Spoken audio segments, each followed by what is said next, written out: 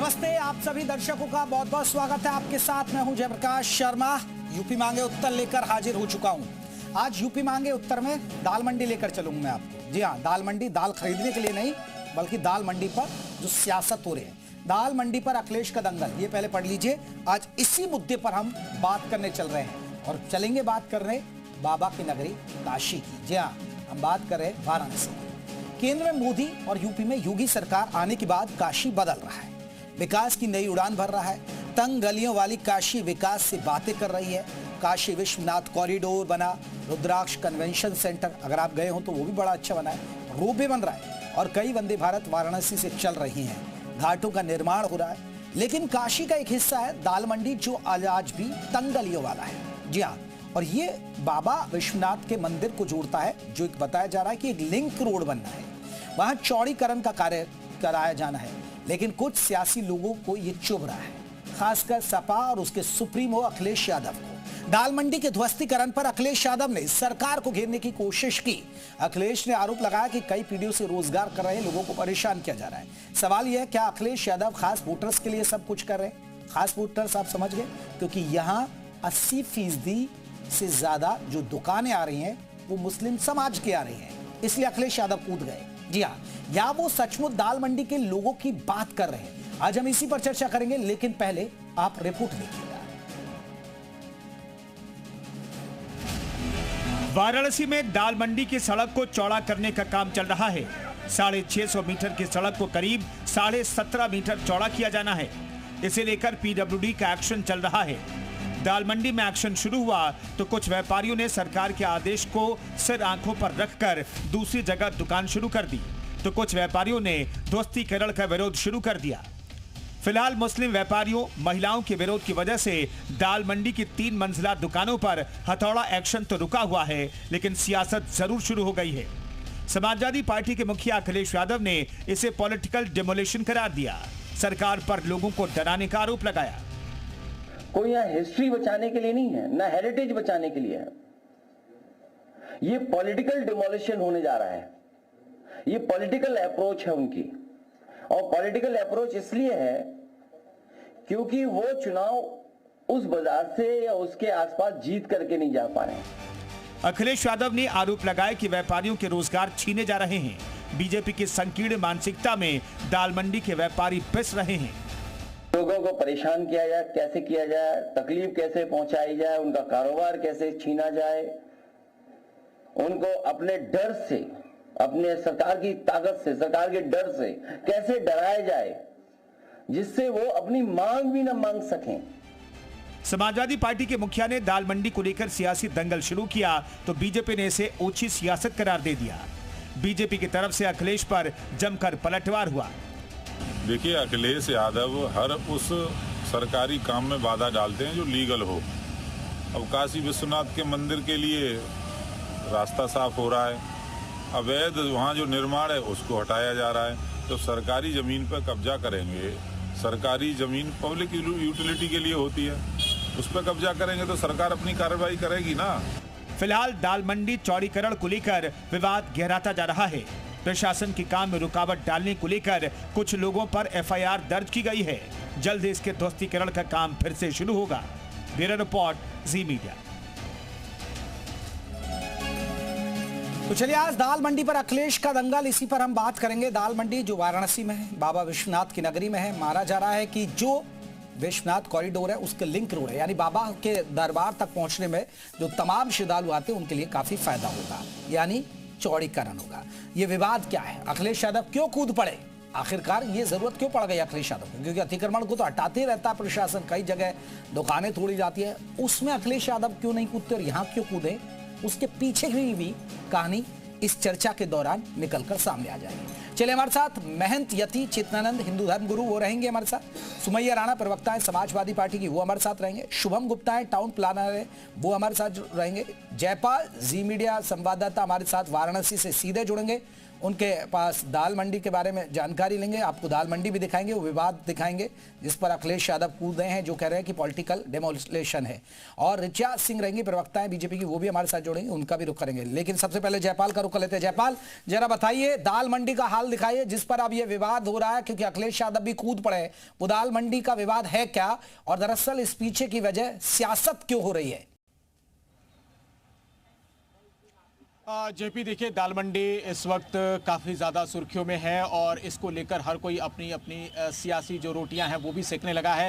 लेकिन दाल मंडी की बात करें तो वो बाबा विश्वनाथ के रास्ते पर जाने वाली एक लिंक रोड की तरह देखा जा रहा है, जो सरकार के एक महत्वाकांक्षी प्रोजेक्ट में शामिल है। और शायद इसी वजह से यहाँ पर 100 साल पुरानी जो दुकानें हैं उसको लेकर लोगों में एक तरह का विरोध भी है, जिसमें ज़्यादातर मुस्लिम व्यापारी हैं जो लगातार विरोध दर्ज करा रहे हैं। ये पूर्वांचल की सबसे बड़ी मंडी कही जाती है, जहाँ पर हज़ारों लोग अपने सामानों की खरीदारी करने आते हैं। और आज जब यहाँ पर हथौड़ा कार्रवाई हो रही है तो लोग विरोध कर रहे हैं। इससे पहले आपको ये भी बताएं कि यहाँ पर तमाम एक दर्शकों को ये भी बता दीजिए, दाल मंडी नाम क्यों पड़ा? क्या यहाँ दाल ज्यादा बिकती है या सब सामान मिलता है? हाँ जेपी, देखिए, ये बहुत ही मजेदार बात है और यही सवाल हर कोई जानना चाहता है। दरअसल ये दाल मंडी नहीं बल्कि ताल मंडी हुआ करती थी, जो पहले तवायफ यहाँ रहा करती थी। राजा महाराजा यहाँ पर अदा, अदब और अदाएं सीखने के लिए अपने रजवाड़ों को या उत्तराधिकारी जिन्हें बनाते थे उन्हें यहाँ भेजा करते थे। तो पूरे तवायफों का ये इलाका ताल मंडी हुआ करता था, जिसे अगर दाल मंडी नाम दिया गया। हो सके तो जरा बात कर लीजिए, इस विवाद को कैसे देखते हैं वाराणसी के लोग, जल्दी से, फिर मैं बाकी मेहमानों का रुख करूंगा। बिल्कुल, हमारे साथ एक चाचा हैं बनारस के ही, इनसे बातचीत करते हैं। चाचा, ये जो दाल मंडी का मामला है वो काफ़ी सुर्खियों में है, अब तो इसको सियासी रंग दिया जा रहा है। आप लोग कैसे देखते हैं, बनारस के लोग कैसे देखते हैं इसको? बढ़िया देखते हैं, जो है अच्छे देखते हैं। क्या ये चौड़ीकरण होना चाहिए, इसमें किसी चौड़ीकरण होना चाहिए, बहुत जरूरी जी। बाबा विश्वनाथ के रास्ते जाने वाले लोगों को परेशानी होती है। जी जी। तो ये व्यापारी लोग विरोध कर रहे हैं। उनको जो है दुकान चाहिए, मकान चाहिए, जो है उसको जो है उचित रेट मिल जाए। चलिए जयपाल, हम लौटेंगे आपके पास, अपने मेहमानों का रुख कर लेता हूं मैं। जयपाल, आप बने रहिए हमारे साथ, हम लौटेंगे आपके पास। हमारे साथ तमाम मेहमान जुड़ गए और अपने मेहमानों का रुख कर लेते हैं। सुमैया राणा रहेंगी, प्रवक्ता है समाजवादी पार्टी के, जिस तरह मैंने बताया कि, और हमारे साथ शुभम गुप्ता है, टाउन प्लानर है। जयपाल हमारे साथ जुड़ी गए हैं। हमारे साथ ऋचा सिंह रहेंगी, प्रवक्ता है बीजेपी की। चलिए पहले यति चेतनानंद, हिंदू धर्म गुरु है, उनके पास रुक लेते।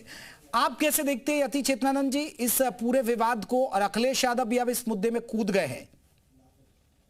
देखिए, बिल्कुल स्पष्ट है कि वहाँ जो कार्य किया जा रहा है वो वहाँ के सौंदर्यीकरण के लिए, काशी विश्वनाथ के सौंदर्यीकरण के लिए। अभी आपने देखा कि दीपावली पर कितना बड़ा महोत्सव मनाया गया।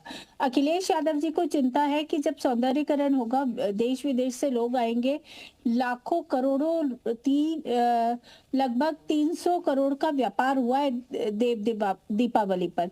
तो दैवीय स्थानों का जब उत्थान होगा तो निश्चित रूप से वहां से व्यापार भी जनरेट होगा, आर्थिक इकोनॉमी देश की अच्छी होगी। आज जिस तरीके से अखिलेश यादव बयानबाजी कर रहे हैं, अखिलेश यादव ने तो इसको अस्पृश्य बना दिया था। सपा सरकार के दौर में अयोध्या, मथुरा और काशी, ये तीनों जो आत्मा है सनातन की, उनको अस्पृश्य कर दिया गया था। उस तरफ लोग जाते नहीं थे क्योंकि उसको विवादित करके लॉ एंड ऑर्डर का हवाला देकर वहां हमारी पूजा अर्चना प्रतिबंधित कर दी गई।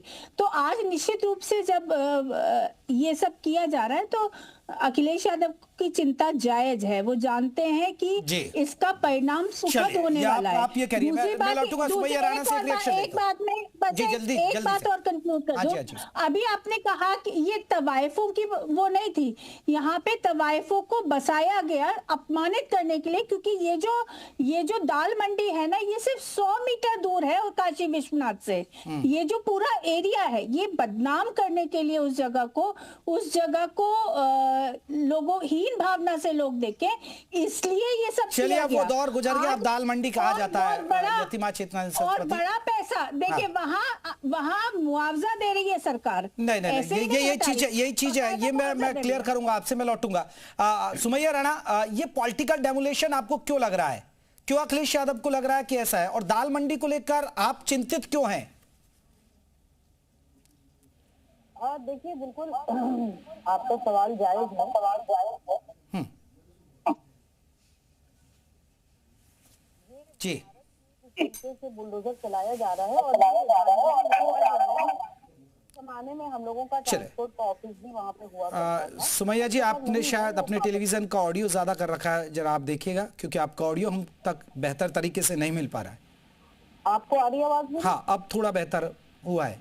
ओके जी जी, ऐसा है कि ये दाल मंडी का इलाका जो है वो एक तरीके से बनारस की एक बहुत ही प्रतिष्ठित जगह रही हो। कभी हर दौर में अलग मायनों में उसकी प्रतिष्ठा रही होगी, लेकिन आज की तारीख में भी हम लोगों का भी पहले एक ट्रांसपोर्ट का ऑफिस हुआ करता था वहाँ पर।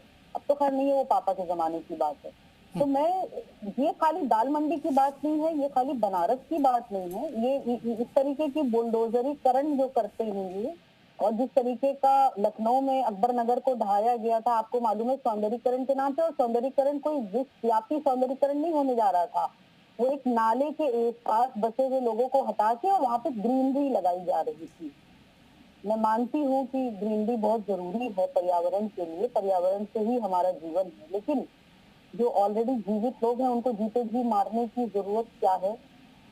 और आप किसी भी तरीके का कौन से डेवलपमेंट की बात करते हैं, स्मार्ट सिटी का दावा करने वाले ऐसे हिंदुस्तान। सुमैया राणा, अब देखिए इतने हजारों लाखों श्रद्धालु वहाँ आते हैं, स्मार्ट सिटी बनाने चाह रहे थे। नहीं सुमैया राणा, अब देखिए वहाँ हजारों लाखों श्रद्धालु आते हैं, वहाँ कनेक्टिविटी बेहतर हो जाएगी, चौड़ीकरण हुआ, आपने देखा कितने मंदिर तोड़ दिए गए।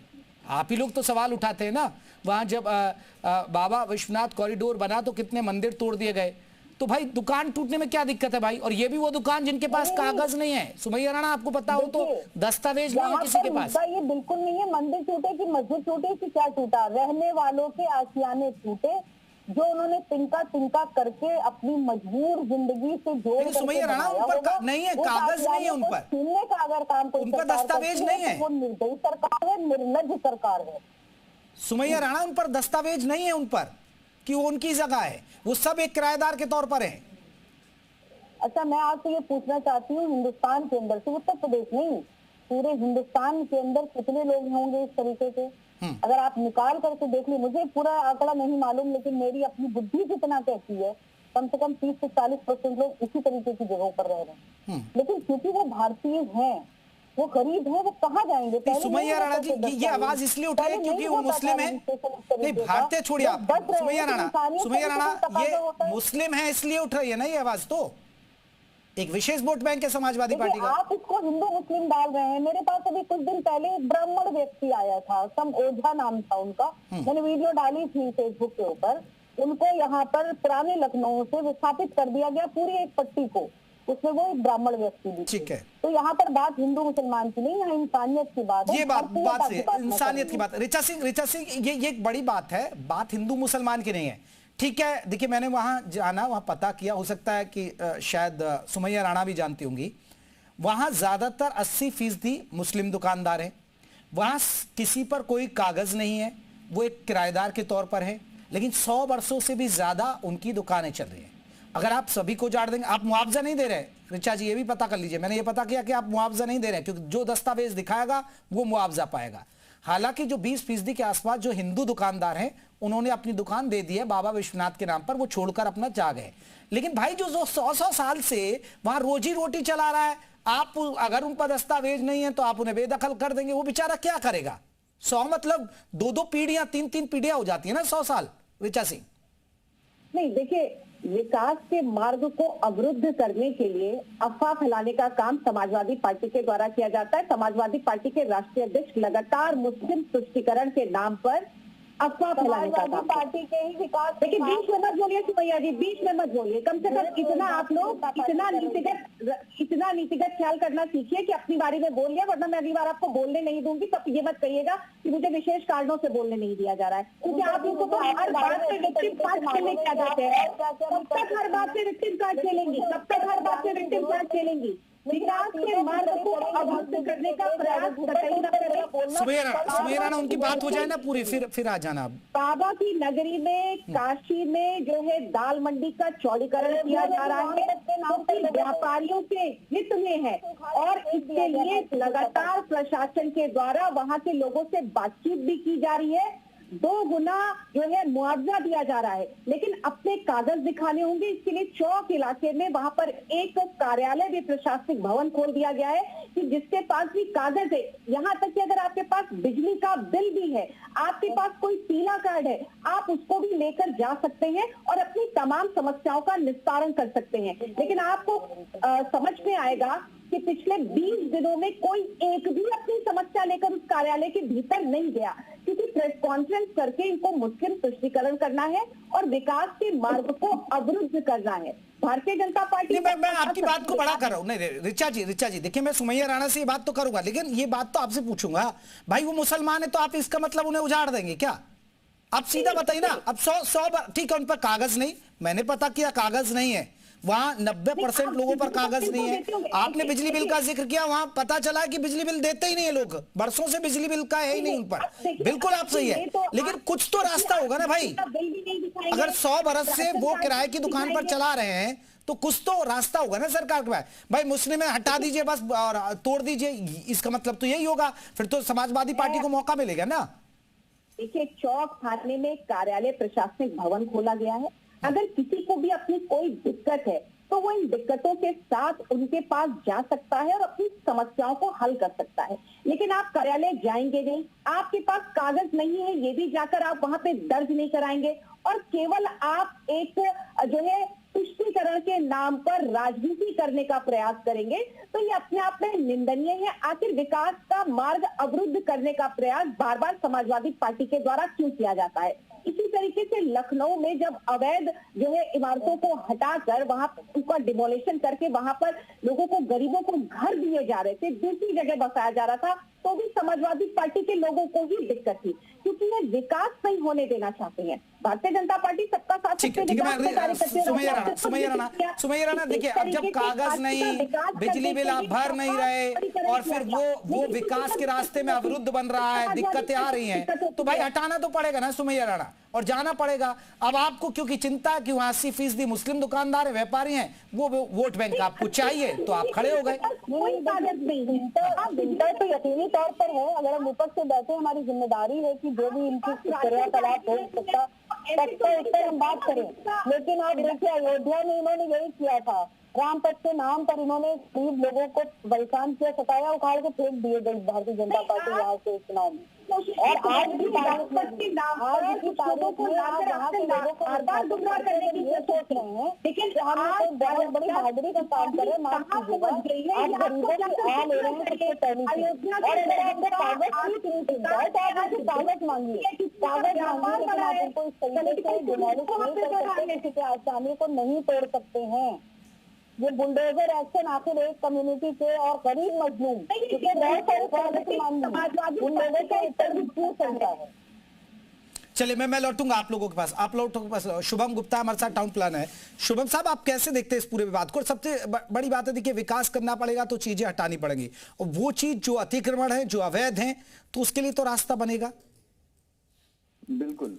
आपको आवाज आ रही है मेरी? जी बिल्कुल गुप्ता जी। मैं अपना इंट्रोडक्शन दे दूं, मैं अर्बन प्लानर आर्किटेक्ट हूं, लखनऊ से बिलोंग करता हूं। तो जैसे सब लोग बोल रहे थे, तो मैं भली भांति जानता हूं क्या होता है, कैसे किया गया है, जो गवर्नमेंट ने किया, तत्कालीन या पुरानी गवर्नमेंट ने। तो जो भी ये प्लानिंग होती है, डेवलपमेंट होता है, वो सिटीजन और जो वहां पे लोग रह रहे हैं या जो लोग वहां से आ रहे हैं, बनारस क्योंकि एक टूरिस्ट प्लेस है, इंटरनेशनल टूरिस्ट प्लेस है, तो वहां के लिए तो एक बहुत बड़ा एजेंडा है। हर नेता अपने एरिया के लिए कुछ ना कुछ काम करता है। तो ये जो डेवलपमेंट होता है, रेनोवेशन होता है सिटी का, ये एक प्रॉपर प्लानिंग के अकॉर्डिंग होता है। तो अगर आप पढ़ेंगे तो ये जो चौड़ीकरण हो रहा है रोड का, या आपके जो तार जा रहे हैं ऊपर से, उसको अंडरग्राउंड लेवल पे जो किया जा रहा है प्लानिंग, तो वो एक प्रॉपर प्लानिंग के अकॉर्डिंग है, जिससे सिटीजन को ही फायदा होना है, ना कि इसको पॉलिटिकली या किसी भी तरह से देखा जाना चाहिए। उससे भले ही थोड़ी छोटी हो जाए दुकानें, बट उससे चौड़ीकरण होगा, सिटी को अच्छा एक रोड मिलेगी घाटों में जाने के लिए। और दूसरा, भले ही छोटी हो जाए दुकानें, बट उनका, जब आप ये सोचिए ना, जब लोग बढ़ेंगे, फुटफॉल बढ़ेगा, तो ऑब्वियस सी बात है कि आपका जो दुकानों का आय भी बढ़ेगी। गुप्ता जी मेरे एक सवाल है, क्योंकि देखिए आप टाउन प्लानर भी हैं, आर्किटेक्ट हैं, आपने बताया, लेकिन आपको नहीं लग रहा कि जो टाउन प्लानर होता है वो बताता होगा सरकारों को? अब तो चलिए ये तो ऐतिहासिक नगरी है, पुरानी धरोहर वाला नगर है वाराणसी, लेकिन अब आजकल भी यही हो जाता है कि क्या टाउन प्लानर की बातों को काट दिया जाता है, अवैध कॉलोनियां बस जाती है, अवैध लोग रहने लगते हैं, सब चीजें होती है, फिर बाद में बुलडोजर आता है, हथौड़ा आता है, जब अतिक्रमण फिर कहा जाता है अतिक्रमण है। तो ये तो पॉलिसीज बनाने वाले लोगों का भी तो फॉल्टर रहा है। मैं वाराणसी का उदाहरण नहीं दे रहा क्योंकि ये पुरानी नगरी है, ये तो ऐतिहासिक नगरी है, वो दौर अलग रहा होगा, ये आज के दौर में भी होता है। बिल्कुल फॉल्ट इसको नहीं बोल सकते। देखिए जहां पे भी सिटी बस्ती है तो उसके आसपास घेटोज या पेरी अर्बन एरियाज बोलते हैं जिसको हम लोग, वो आबादी अपने आप बस जाती है। वो पॉलिटिकली आप ये बोल लीजिए या किसी मतलब सब सारे एरिया को मैन पावर की नीड होती है, तो वो धीमे धीमे करके जो एंक्रोचमेंट होता है, एंक्रोचमेंट के बाद वो लीगलाइज होने लगती है। जैसे बात हुई थी कि बिजली का बिल देने लगते हैं लोग, बहुत सारी जगह तो बिजली का बिल भी नहीं होता है, बट वो लोग आप ये सोचिए, मतलब जनता को ये मैं बताना चाहूंगा कि वो लोग कितने कष्टदायी सिचुएशन में रह रहे होते हैं, जहां बिजली भी नहीं है, सही से सैनिटेशन नहीं है, सीवेज नहीं है, टॉयलेट्स नहीं है, और उस तरह से वो लोग रह रहे होते हैं। तो ये जो सारी पॉलिसीज हैं, या जो आपने बोला ना, हर चीज अर्बन प्लानिंग पॉलिसी के अकॉर्डिंग ही होती है। सरकार अपने मन से कुछ भी नहीं कर सकती। अगर कोई इंसान एंक्रोच करके रह रहा है और सरकार उसको फिर भी प्राविधान के अकॉर्डिंग ही उसको शिफ्ट करती है या फिर उसको मुआवजा देती है, तो कोई भी ऐसी चीज नहीं होती जो इलीगल वे में हो रही हो या फिर उसको किसी और अर्बन प्लानिंग लॉस के भिन्न जाके उस पे काम किया जा रहा है। चलिए शुभम जी मैं लौटूंगा। मेहनती अति चित्तरंजन, आप देखिए, आप इसे हिंदू मुसलमान के नजरिए से आप देखना चाहते हैं, वही बीजेपी करे, लेकिन आप तो सोचिए, आप हिंदू मुसलमान से उठकर आप ये देखिए ना, एक परिवार जो 100 सालों से यहाँ रह रहा है, वो दुकानें चला रहा है, ठीक है कागज नहीं होते हैं, आप पुराने दौर में भी जाएंगे, ग्रामीण क्षेत्रों में भी बहुत सारी चीज़ों के कागज नहीं मिलते हैं कि यहाँ रह रहा वो कोई वहाँ रह रहा, पुराने कागज नहीं मिल पाते हैं। लेकिन अब वो सुबह दुकानदारी से कमाता है, उसके बच्चे पढ़ते होंगे, कोई बाहर पढ़ता होगा, हो सकता है कि चलिए हम जैसे दिल्ली नोएडा में तो बहुत सारे लोग जो जॉब करते हैं उनकी तो बहुत सारी EMI पॉलिसीज होती है, कोई घर का लोन दे रहा है, कोई गाड़ी का लोन दे रहा है, चलिए इन दुकानदारों के पास वो भी नहीं होगा, तो लेकिन बच्चे कैसे पढ़ेंगे इनके, बाकी चीजें, घर का खर्चा कैसे चलेगा, जो दुकान पर ही निर्भर है, अब उन पर कागज नहीं, आप बेदखल कर देंगे। हिंदू मुसलमान से हटके सोचिए ना मेहनती अति चेतनानंद, ये तो आप लोग रखिए ना भाई, हाँ उनके लिए कोई रास्ता निकाले सरकार।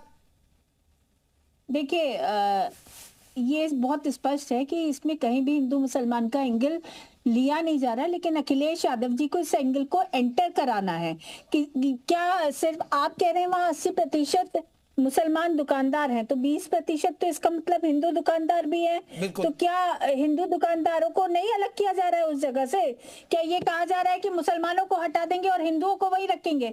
लेकिन अखिलेश यादव ये चाहते हैं, क्योंकि वो उनका वोट बैंक है और किसी भी तरीके से वो उस वोट बैंक को कैश करना चाहते हैं। हम में से कोई हिंदू मुस्लिम एंगल नहीं रहा है, हम तो चाहते हैं कि काशी विश्वनाथ के आसपास की सड़कों का सौंदर्यीकरण हो, चौड़ीकरण हो, ताकि वहां आवाजाही में जब बड़े उत्सव होते हैं तो वहां कोई बाधा उत्पन्न ना हो।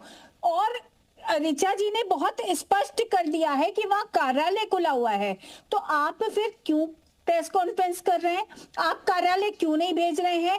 आपका मान लीजिए वोटर भी है तो आपको उसको मोटिवेट करना चाहिए कि भाई ये कागज ले जाओ, इस आधार पे अप्लाई करो। आप उसकी वो मदद नहीं करेंगे, जो जमीनी स्तर पर आपको मदद करनी चाहिए अपने वोटर की, वो आप नहीं कर रहे हैं। सुमैया राणा, आप पार्टी के लोगों को लगाइए ना, अपने कार्यकर्ताओं को लगाइए, एजिटेशन कर रहे हैं। नहीं, वैलिड पॉइंट है। अगर सरकार ने कोई इस तरह का रास्ता बना रखा तो आप लोग हक की आवाज उठाइए, वहां जाइए, सिर्फ प्रेस कॉन्फ्रेंस करके एक विषय भाई ये तो है, क्योंकि 20% वहां हिंदुओं की भी दुकानें हैं, वो लोग भी छोड़ रहे हैं, उनको भी छोड़ना पड़ेगा, और ज्यादातर हिंदुओं ने छोड़ भी दिया है, लेकिन विरोध मुस्लिम कर रहे हैं वहां। देखिए प्रेस कॉन्फ्रेंस तो इसलिए की जाती है क्योंकि हम लोग प्रेस से नहीं भागते हैं, बहुत से लोगों को डर है इंटरव्यू नहीं देते, आवाज नहीं आ रही उनके लोग, लेकिन हम पूरी बात क्लियर करते हैं। और रही बात, अगर ये कहा गया है कि समाजवादी पार्टी दालमंडी के लोगों के साथ खड़ी है, तो वो 20% के साथ भी खड़ी है और वो 80% के साथ भी खड़ी हुई है, तो यहाँ पर मुसलमान का एंगल लाना बिल्कुल बेकार है।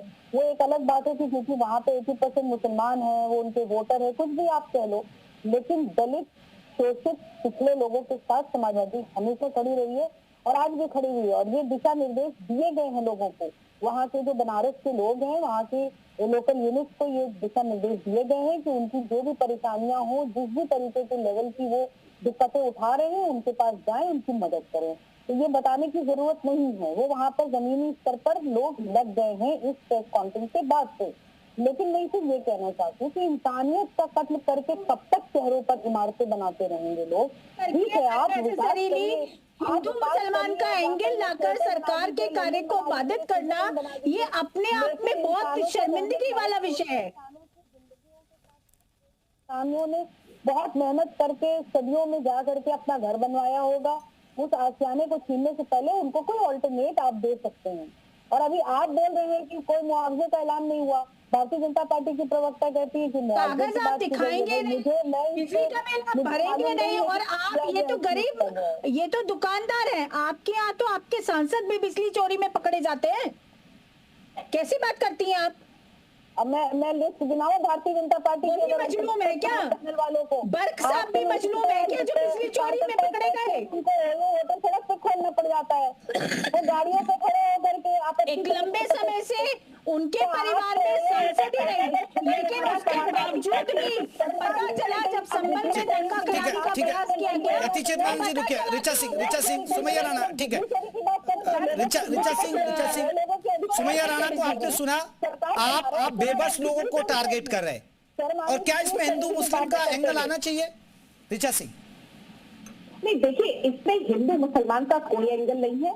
जब विकास होता है तो उसकी जब धारा बहती है तो वो हिंदू मुसलमान और सिख ईसाई नहीं देखती है, वो सभी के लिए समुचित रूप से न्याय करती है। अगर काशी का विकास होगा, दाल मंडी का विकास होगा, तो इसका सबसे ज्यादा लाभ वहां के व्यापारियों को मिलेगा। सड़कें चौड़ी हो जाएंगी, आवागमन में आसानी हो जाएगी, तो वहां से व्यापार में वृद्धि होगी। ये बात समाजवादी पार्टी को समझ में नहीं आती है, क्योंकि उनको एक विशेष धर्म के नाम पर तुष्टीकरण की राजनीति करनी है। और जिस तरीके से अखिलेश यादव जी ने इसको पॉलिटिकल डिमोलेशन कहा है, ये अपने आप मानसिकता किस तरीके की है? क्योंकि समाजवादी पार्टी पॉलिटिकल डिमोलेशन का जो है नैरेटिव सेट करना चाहती है, उसी को अपने दिमाग में रखती है, इसलिए इस तरीके की भाषा समाजवादी पार्टी के लोगों के द्वारा इस्तेमाल की जा रही है। ठीक, सुमैया राणा, पॉलिटिकल डिमोलेशन कैसे है? अपने आप में अफवाह फैलाकर समाज में वर्ग संघर्ष उत्पन्न कराने जैसा कार्य करना है। समाजवादी विकास के कार्यों को अवरुद्ध करने के लिए नहीं फैलानी चाहिए। सुमैया जी, मैं आपको एक बात और बता दूं कि अधिग्रहण के अपने नियम और कानून होते हैं। अधिग्रहण के साथ होता है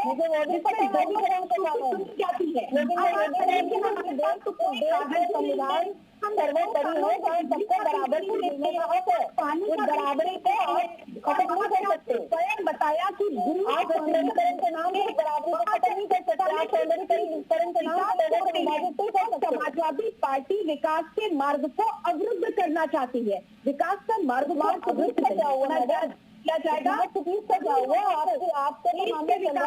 समाज के विकास में सभी लोगों को इलाके में जो कार्यालय खुला हुआ है, जिसमें स्पष्ट रूप से प्रशासन के द्वारा ये सवाल को लेकर उस कार्यालय में ऋचा जी, ये तो बताना पड़ेगा ना भाई। ठीक है, कागज नहीं है तो क्या बिल्कुल वो बेचारा बेघर हो जाए? उसका रोजी रोटी कैसे चलेगी? कुछ तो रास्ता होगा भाई। 187 दुकानें आती हैं उसमें, बिल्कुल दो ठीक है, उसमें 20-25 दुकानदार ऐसे कि जिनका सेटल होगा, लेकिन फिर भी आप देखिए इतने परिवार। भारतीय जनता पार्टी की तरफ से उसका तो स्पष्टीकरण ले लीजिए कि मुआवजे का मुआवजा नहीं किया जा रहा है, ताकि वहाँ के लोगों का जो है व्यापार बढ़ सके, उनको 2 गुना मुआवजा दिया जा रहा है। ठीक है, सुमैया राणा, ऐसा तो नहीं है। देखिए, रोजगार तो देखिए, अगर अच्छे श्रद्धालु आते, ज्यादा श्रद्धालु आते, उसमें तो आपने देखा मुस्लिम दुकानदार बहुत ज्यादा है, और बाबा विश्वनाथ कॉरिडोर के आसपास सब रास्ते पर मुस्लिम दुकानदार है, उनको रोजगार मिल रहा है। अयोध्या के विकास के और सौंदर्यीकरण पे आप लोग लगातार जो है निरंतर रोजगार तो मिल रहा है ना सुमैया राणा? ठीक है, आज वही अयोध्या। ठीक है ऋचा जी, एक रिएक्शन सुमैया राणा का जल्दी से।